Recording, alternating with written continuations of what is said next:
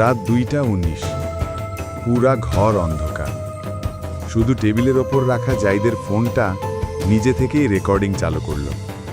স্ক্রিনে লেখা ওঠে, রেকর্ডিং, রুম 2 ডিটেক্টেড।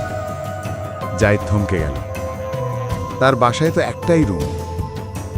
ফোনটা হঠাৎ ঘরের কোণে তাক করা হলো, যেন কোনো অদৃশ্য হাত ধরে রেখেছে। অন্ধকারে দেখা গেল মেঝেতে ধুলো দিয়ে একটা লাইন টানা। লাইনটা ধীরে ধীরে নড়ছে, যেন কেউ ভেতর থেকে ঘষে বাইরে আসছে।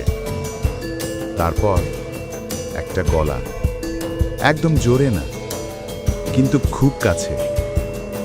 তুই ভুল রুমে আছিস, আসল রুমটা তোর পিছনে। জায়েদ আস্তে ঘুরল। ও যেখানে ঘুমোতো সেই দরজাটা এখন খানিকটা খোলা। ভেতরটা অন্ধকার, কিন্তু অন্ধকারে ভেতর দুটো চোখ জ্বলজ্বল করছে। ফোনটা তখন নিজেরাই উল্টে জাইদের দিকে তাকালো। জুম ইন হলো। স্ক্রিনে এখন দেখা যাচ্ছে দুটো জাইদ, একটা দরজার সামনে দাঁড়িয়ে, আরেকটা ফোনের স্ক্রিনে হাসছে। তুই আসল না আমি আসল সেটা জানবি দরজা বন্ধ হলে। দরজাটা ধীরে ধীরে ঠাস